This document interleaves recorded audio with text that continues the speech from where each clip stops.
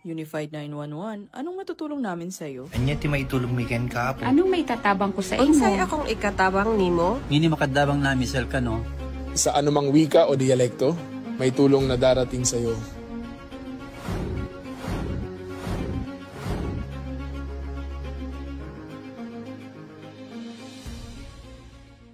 Lilingkod sa bawat Pilipino at magbibigay ng tamang impormasyon para sa tahimik at maayos na Pilipinas. Police News Network, alagad ng batas, tagapagtaguyod ng balitang pulis, sandigan ng mamamayan, patnubay ng katotohanan.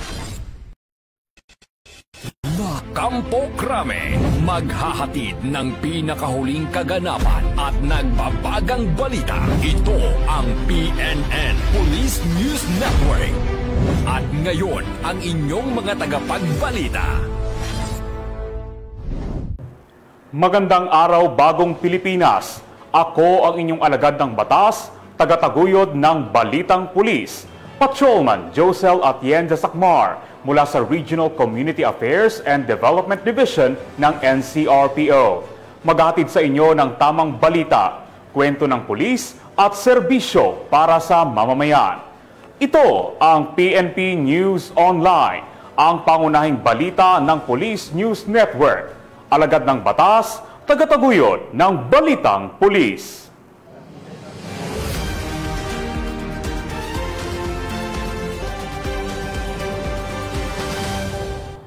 Narito ang mga balitang dapat ninyong abangan. PIDEA agent na sextortionist, arestado. Iligal na baril na kumpiska sa entrapment operation ng Regional Anti-Cybercrime Unit Bar sa Cotabato City.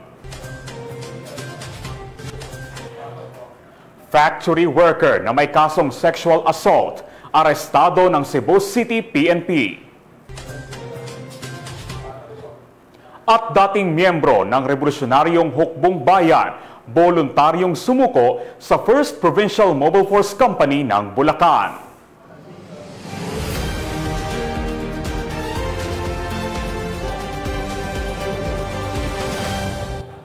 Narito ang mga balitang hatid ng ating PNN correspondents mula sa iba't ibang panig ng bansa.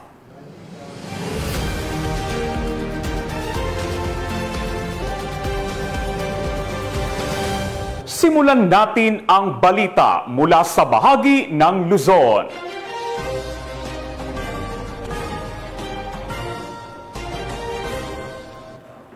Isang ligtas, mapayapa at maayos na pamayanan. Yan ang patuloy na hangarin ng ating lokal na pamahalaan at kapulisan. Ang detalye ng balitang yan ay hatid ni Police Corporal John Marie N. De Los Santos. Patuloy ang isinasagawang road clearing operations ng Calasiao Police Station katuwang ang lokal na pamahalaan at iba pang ahensya matapos ang matinding pinsala na dala ng Bagyong Uwan. Layunin ng operasyon na may balik ang normal na daloy ng trapiko at matiyak ang kaligtasan ng mga motorista at residente sa mga apektadong barangay. Ayon kay Police Lieutenant Colonel Ferdinand S. Lopez, hepe ng naturang istasyon, nagsimula ang clearing operations sa mga pangunahing kalsada na pansamantalang naharangan ng mga bumagsak na puno, sanga at iba pang debris. Katuwang nila ang Municipal Disaster Risk Reduction and Management Office at Bureau of Fire Protection sa mabilis na pagpapanumbalik ng daanan kung saan gumamit sila ng heavy equipment upang alisin ang mga sagabal. Ayon pa kay Police Lieutenant Colonel Lopez, patuloy ang kanilang koordinasyon sa mga barangay officials upang matukoy ang mga lugar na nangangailangan pa ng tulong. Nagpaalala rin siya sa publiko na umiwas muna sa mga lugar na may aktibong clearing operations upang maiwasan ang anumang aksidente. Dagdag pa, patuloy silang magsasagawa ng monitoring at road inspection sa mga barangay upang matiyak na ligtas at passable na ang lahat ng kalsada. Kaisa raw sila ng lokal na pamahalaan sa pagbibigay ng agarang serbisyo at tulong sa mga mamamayan at nananatiling handa ang kanilang pwersa sa anumang tawag ng tungkulin lalo na sa panahon ng kalamidad. Mula dito sa Ilocos Region, ako ang inyong PNN correspondent, Police Corporal Joanna Marie N. De Los Santos, alagad ng batas, tagataguyod ng Balitang Pulis. Maraming salamat, Police Corporal De Los Santos. Amulong PNP, nagsagawa ng relief operations para sa mga naging biktima ng pagbaha. Patrol Woman R.R. Ledesma sa balita. Dati sa iniwang dagok ng Bagyong Uwan, madami ang nalubog sa baha na dulot ng malakas na ulan sa bayan ng Amulong, Cagayan. Kaya namin matyagang binaybay ng mga kapulisan ng Amulong Police Station sa pamumuno ni Police Major Jose L. Cabado Jr., Chief of Police, ang maladagat na baha upang matignan ang mga barangay na biktima ng baha sa kanilang bayan upang iparating ang mga relief pack sa ating mga kababayan. Kasama ng ating mga kapulisan ang mga empleyado ng Local Government Unit, MDRRMO, DSWD, Philippine Coast Guard, 17th Infantry Battalion, 5th Infantry Division, Philippine Army, and Bureau of Fire Protection. Sisikapin ng ating mga kapulisan na abutin at puntahan lahat ng mga kababayan nating nabaha. Nauna nang nakatanggap ng food packs ang mga kababayan nating residente ng Barangay Pakak Grande, Tana, Logong, Alituntong, Amulong, Cagayan. Ang pagseserbisyo ng ating mga kapulisan ay nagpapatunay sa bagong PNP na serbisyong may malasakit, tapat at nararamdaman. Mula dito sa Lambak ng Cagayan, ako ang inyong PNN correspondent, Patrol Woman Ledesma, alagad ng batas, tagataguyod ng Balitang Pulis. Maraming salamat, Patrol Woman Ledesma. Dating miyembro ng Revolusyonaryong Hukbong Bayan, voluntaryong sumuko sa 1st Provincial Mobile Force Company ng Bulacan.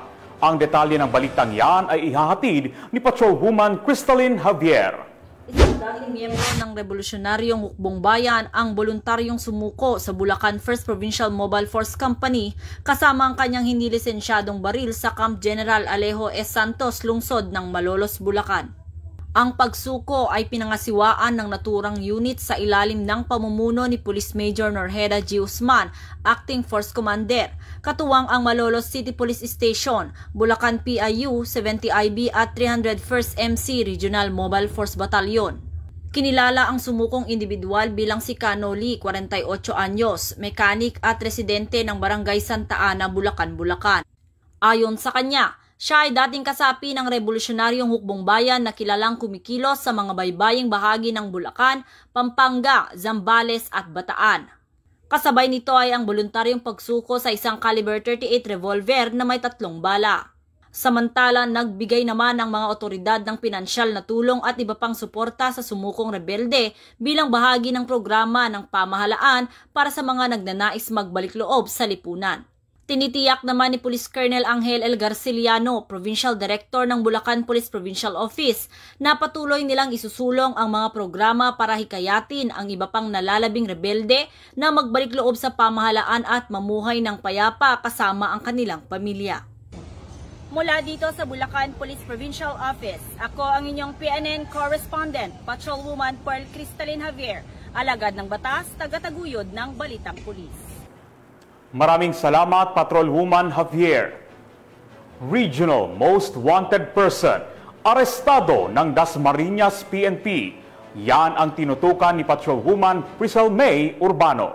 Napreso ng pulisya ang isang babaeng kabilang sa listahan ng Regional Most Wanted Person sa isinagawang operasyon ng Dasmariñas Component City Police Station sa Calamba City, Laguna. Kinilala ng mga otoridad ang suspect bilang si alias Karen, residente ng Dasmariñas City, Cavite. Naaresto ang suspect sa bisa ng warrant of arrest para sa 2 counts of illegal recruitment. Samantala, sa isang pahayag, sinabi ni Police Colonel Ariel R. Red, Acting Provincial Director ng Cavite Police Provincial Office, na ang matagumpay na operasyon ay patunay ng walang humpay na dedikasyon ng kapulisan sa pagtugis sa mga wanted na individual. Mula dito sa PRO Calabarzon, ako ang inyong Police News Network Correspondent, Patrol Woman Priscel May Urbano, alagad ng batas, tagataguyod ng Balitang Pulis. Maraming salamat, Patrol Woman Urbano. 2nd Palawan Provincial Mobile Force Company, nanguna sa paggawa ng balsa sa Barangay Sandoval, Rojas, Palawan. Patrol Woman Dara Falogme, ibalita mo. Bilang tugon sa pangangailangan ng mga residente ng Barangay Sandoval matapos masira ang kanilang hanging bridge dahil sa pananalasa ng Bagyong Tino, nagsagawa ng bayanihan ang mga tauhan ng 2nd Palawan Provincial Mobile Force Company, katuwang ang mga opisyal at mamamayan na naturang barangay upang makagawa ng pansamantalang balsa na magsisilbing tulay sa pagtawid. Ang naturang hanging bridge ay itinuturing na pangunahing daanan ng mga residente, lalo na ang mga mag-aaral patungo sa sentrong bahagi ng barangay. Dahil sa pagkasira nito, naging malaking hamon para sa mga mamamayan ang pagtawid sa ilog. Kaya't agad na kumilos ang 2nd Palawan PMFC upang magbigay ng agarang solusyon. Sa pangunguna ni Police Major Roel A. Tataw, Acting Force Commander ng 2nd Palawan PMFC, nagsanib puwersa ang mga kasapi ng pulisya, mga opisyal ng barangay, at mga residente sa paggawa ng ligtas na balsang maaaring gamitin pansamantala habang hindi pa naipapagawa ang tulay. Ayon sa pamunuan ng 2nd Palawan PMFC, ang naturang inisyatibo ay bahagi ng kanilang programang Kalingang 2nd Palawan PMFC, Walang Imposible, na layuning palakasin ang ugnayan ng pulisya at mamamayan sa pamamagitan ng aktibong pagtulong sa mga komunidad, lalo na sa mga naapektuhan ng kalamidad. Nagpahayag naman ng pasasalamat si Barangay Captain Leopoldo Gabuco sa tulong ng kapulisan. Aniya, malaking tulong ang balsa na ginawa ng mga pulis. Sa tulong nito, nakakatawid na ulit ang mga residente lalo na ang mga mag-aaral patungo sa paaralan. Patuloy namang isinsulong ng 2nd Palawan PMFC ang mga proyektong naglalayong magpalakas ng ugnayan ng kapulisan at komunidad at maghatid ng mga serbisyong pampubliko sa iba't ibang barangay sa lalawigan ng Palawan.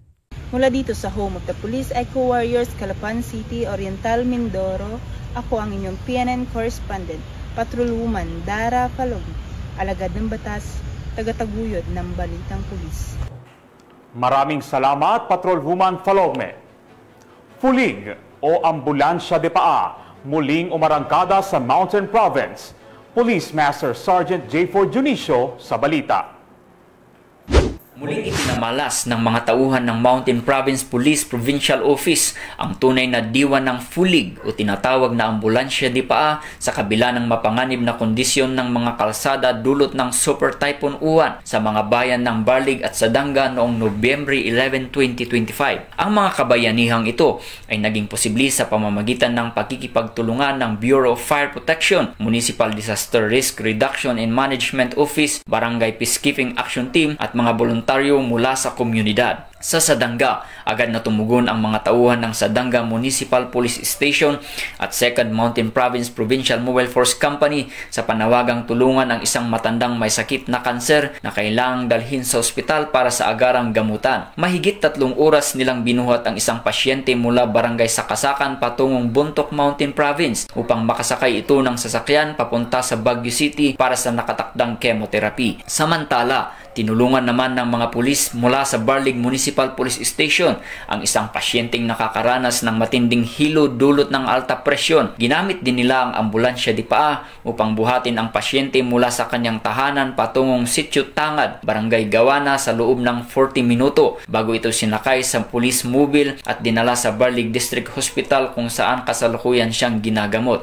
Ang gawaing ito ay tunay na nagpapakita ng diwa ng kabayanihan, malasakit at dedikasyon ng mga tagapangalaga ng kapayapaan ng Mountain Province. Sa kabila ng unos at panganib, patuloy nilang pinatunayan ng serbisyong pulis ay hindi napipigilan ng bagyo, ulan o hirap ng daan basta't may buhay na kailangang iligtas. Mula dito sa Police Regional Office Cordillera, home of the most disciplined cops, ako ang inyong PNN correspondent, Police Master Sergeant J4 Junicio, alagad ng batas, tagataguyod ng balitang pulis. Maraming salamat, Police Master Sergeant Junicio. Suspect sa kasong estafa gamit ang mga peking casino chips, arestado ng Pasay PNP. Magbabalita dyan si Patrolwoman Ivy Corporal. Naaresto ng Pasay City Police Station ang isang 58 anyos na lalaki na sangkot sa 20 milyong estafa gamit ang peking casino chips na ginamit sa isang huwad na baccarat investment scheme. Batay sa investigasyon, inalok ng suspect ang biktima ng umano'y investment sa baccarat gamit ang casino chips na sinasabing nagkakahalaga ng $400,000. Dahil sa paniniwala ng biktima, ibinigay nito ang 20 milyon ngunit natuklasang palsipikado ang mga chips matapos ipasuri sa kasino. Gamit ang GPS tracker sa bag na naglalaman ng pera, natunton ng mga pulis ang sospek sa Dasmariñas, Cavite at agad itong inaresto sa tulong ng Dasmariñas City Police at Batangas PIU. Narecover mula sa kanya ang 15 million cash, isang Toyota Fortuner at ilang peking casino chips.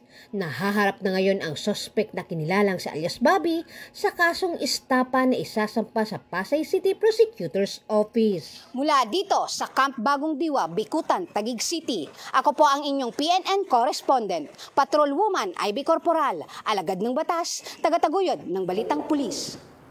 Maraming salamat, Patrolwoman Corporal.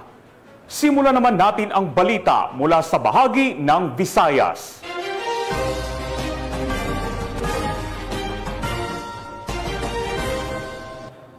Anim ang naaresto sa isinagawang buy-bust operation kung saan nasabat ang baril at halos 70,000 pesos na halaga ng hinihinalang shabu. Magbabalita dyan si Patrolwoman Andrea Dominic de Palubos. Sa tuloy-tuloy na kampanya ng Iloilo City Police Provincial Office laban sa iligal na droga, 6 na individual ang nahuli sa magkahiwalay na buy-bust operation sa loob lamang ng isang araw sa Santa Barbara, Iloilo nito lamang ika-11 ng Nobyembre taong kasalukuyan. Pinangunahan ni Police Captain Alberto V. Manggilimutan Jr., officer in charge ng Tubungan Municipal Police Station ang unang operasyon na nagresulta sa pagkakaaresto ng 5 sospek, kabilang ang 2 menor de edad na kumpiska sa kanila ang tinatayang 5 gramo ng hinihinalang shabu, isang 12-gauge rifle at 4 na bala. Samantala, sa hiwalay na operasyon ng Saraga Municipal Police Station na pinamumunuan ni Police Lieutenant Vincent D. Garcia Jr., nahuli rin si alias J.R. Putol, isang 41 taong gulang na tricycle driver matapos makuhanan ng 5 gramo ng hinihinalang shabu. Ang kabuuang halaga ng mga nakumpiskang droga ay umabot sa halos 70,000 piso. Patunay ng determinasyon ng kapulisan na sumpuin ang kalakalan ng iligal na droga sa lalawigan. Ang mga naarestong sospek ay kasalukuyang nasa kustudiya na ng pulisya at sasampahan ng kasong paglabag sa Republic Act 9165 o ang Comprehensive Dangerous Drugs Act of 2002 at Republic Act 10591 o ang Comprehensive Firearms and Ammunition Act. Samantala, ang 2 menor de edad ay nasa pangangalaga ng Municipal Social Welfare and Development Office para sa wastong disposisyon. Sa bawat matagumpay na operasyon, muling pinapatunayan ng Police Regional Office 6 ang kanilang tapat na serbisyo at malasakit para sa mamamayan. Patuloy silang magsisilbing sandigan ng publiko tungo sa isang ligtas, maayos at drug-free na Western Visayas. Mula dito sa Police Regional Office 6, ako ang inyong Police News Network correspondent, Patrolwoman Andrea Dominic de Palubos, alagad ng batas, tagataguyod ng Balitang Pulis. Maraming salamat, Patrolwoman de Palubos. Factory worker na may kasong sexual assault, arestado ng Cebu City PNP. Patrolwoman Judith Nicanor sa balita. Suwak sa rehas ang isang wanted na factory worker na may kasong sexual assault matapos itong maaresto ng kapulisan ng Cebu City sa Maria Gutierrez Street, Barangay Mambaling, Cebu City nito lamang nakaraan. Kinilala ni Police Major Michael John M. Arandia, Station Commander ng Police Station 11 Cebu City Police Office, ang wanted na suspect na si Raymart, 33 anyos, na residente ng Purok Buntod, Barangay Hagimit, Nagas, Cebu. Ang suspect ay naaresto sa bisa ng warrant of arrest para sa kasong sexual assault na kaugnay sa Section 5B ng Republic Act No. 7610 o Special Protection of Children Against Abuse, Exploitation and Discrimination Act na may 240,000 na rekomendadong piyansa. Ang pag-aresto kay Raymart ay nagsisilbing matibay na patunay ng tuloy-tuloy na pagsisikap ng CCPO sa pagsubaybay sa mga wanted na tao, isang malinaw na mensahe na walang sinuman ang makakawala sa batas. Mula dito sa Central Visayas, ako yung Police News Network correspondent, Patrolwoman Judith Nicanor, alagad ng batas, tagataguyod ng Balitang Pulis. Maraming salamat, Patrolwoman Nicanor. Top 5 City Most Wanted Person, arestado ng Tacloban City PNP. Patrolwoman Maria Elena Singian, ibalita mo. Arestado ng mga awtoridad ang tinaguriang top 5 city most wanted person na may kasong 2 counts statutory rape matapos mahuli sa Barangay 91 Abukay, Tacloban City. Naaresto ang akusado bandang alas 9:50 ng gabi ng mga tauhan ng Tacloban City Police Station 2 sa bisa ng warrant of arrest para sa kasong 2 counts statutory rape na walang inirekomendang piyansa. Ang akusado ay dinala sa Tacloban City PS2 para sa kaukulang dokumentasyon at tamang disposisyon. Patunay lamang na ang Tacloban City PNP ay hindi nagpapabaya sa kanilang sinumpaang tungkulin na hulihin ang mga taong tiwalag sa batas upang mapanatiling ligtas ang komunidad nang sa gayon may patupad ang kapayapaan sa bansa para sa ligtas at maunlad na bagong Pilipinas. Mula dito sa Eastern Visayas, ako ang inyong PNN correspondent, Patrolwoman Singian, alagad ng batas, tagataguyod ng Balitang Pulis. Maraming salamat, Patrolwoman Singian. Simulan natin ang balita mula sa bahagi ng Mindanao.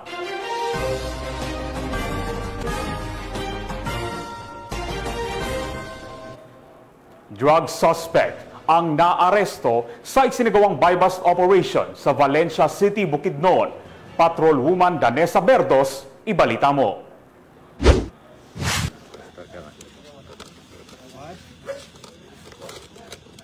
Arestado ang isang drug suspect sa sinagawang joint buy-bust operation ng City Drug Enforcement Unit, Bukidnon Provincial Intelligence Unit, RMFB-10, 103rd MC, Padilla 10, katuwang ang mga kapulisan ng Valencia City Police Station sa Barangay Bagong Taas, Valencia City, Bukidnon. Kinilala ni Police Lieutenant Colonel Brian M. Panganiban, officer in charge ng Valencia CPS, ang drug suspect na si alias Joel. Lalaki, 36 na taong gulang, may asawa at residente ng nasabing lugar.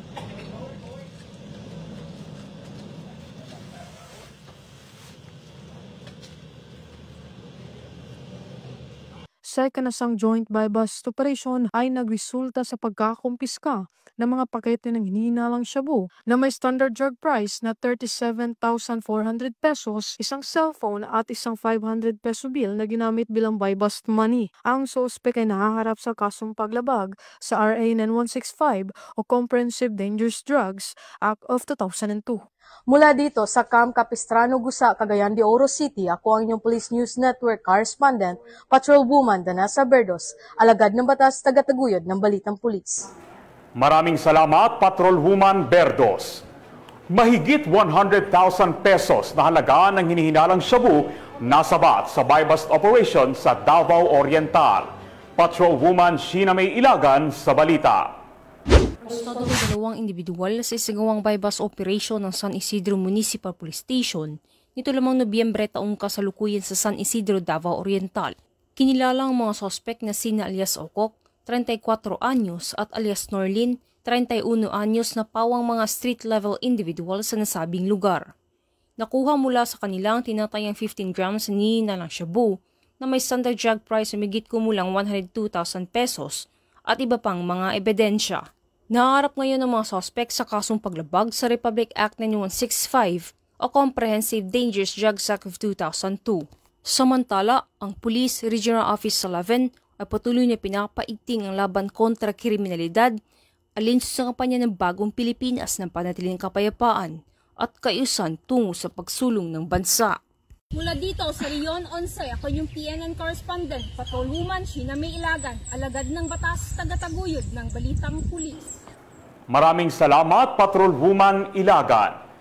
Enrile PNP, nagpakita ng pagiging makatao sa kabila ng bagyong Uwan.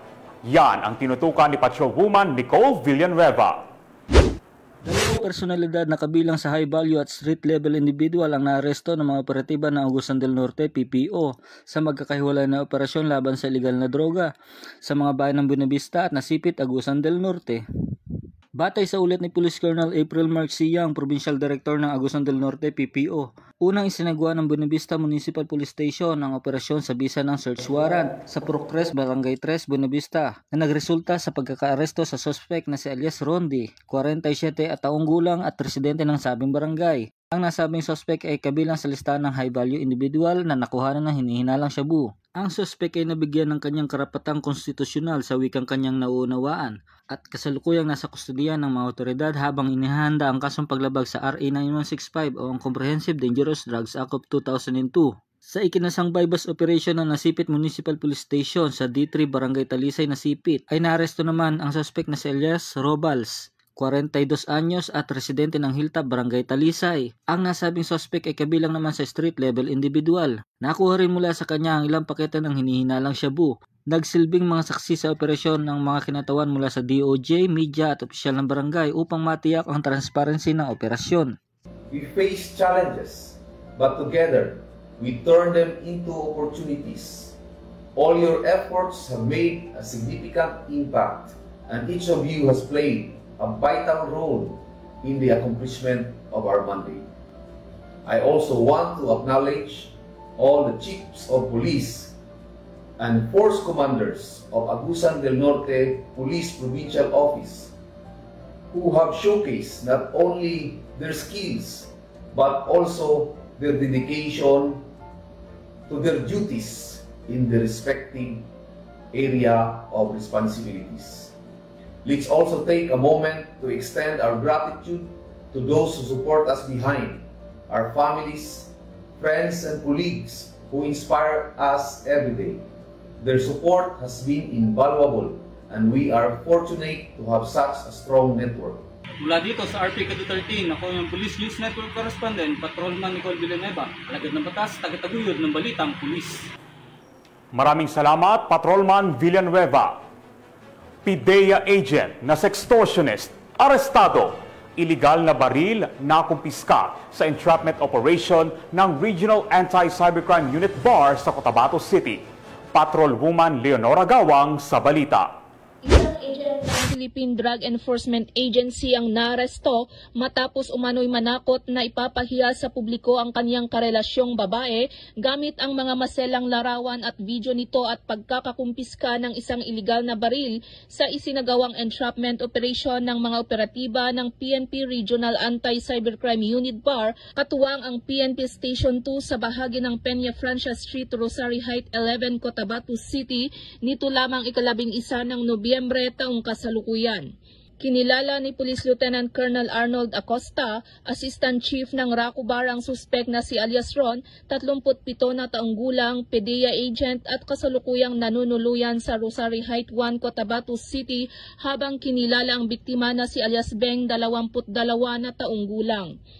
Ayon sa mga otoridad, isinagawa ang naturang operasyon bandang alas 8 ng gabi ng nasabing petsa nang makatanggap ang naturang unit ng isang sumbong mula sa isang complainant tungkol sa ginawang pamimilit sa biktima na makipagtalik at magbigay ng pera sa suspek kapalit ng hindi pagpapakalat nito ng kanyang masiselang larawan at video sa publiko.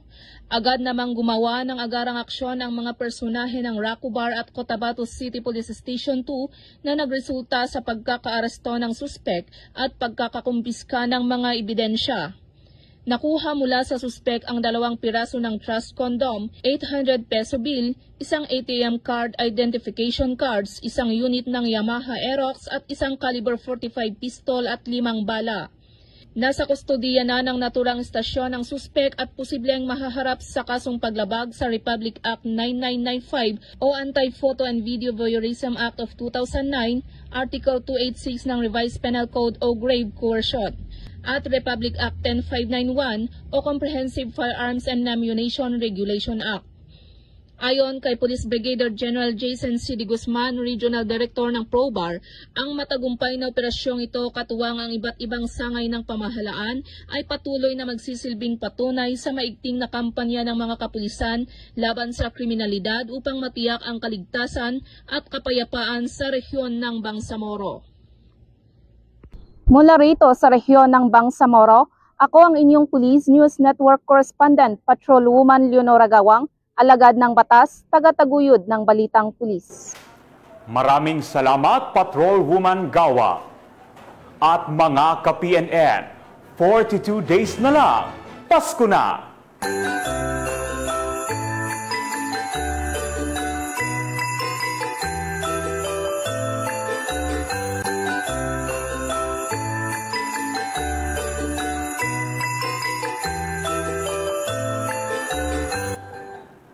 Sa ngalan ng pamunuan ng Philippine National Police, sa pangunguna ni Acting Chief PNP, Police Lieutenant General Jose Melencio Corpus Nartates Jr. at sa pamumuno ni President Ferdinand Bongbong Marcos Jr., kami ay maglilingkod sa bawat Pilipino at magbibigay ng tama at balanseng balita. Mula rito sa tanggapan ng tagapag-ugnay ng Pambansang Pulisya, kami ang inyong alagad ng batas, tagataguyod ng Balitang Pulis. Ako ang inyong tagapag-ugnay, Patrolman Josel Atienza Sacmar mula sa Regional Community Affairs and Development Division ng NCRPO. Maghahatid ng tamang balita, kwento ng pulis at serbisyo para sa mamamayan. Ito ang PNP News Online at ito ang bagong PNP para sa bagong Pilipinas. Serbisyong mabilis, tapat at nararamdaman.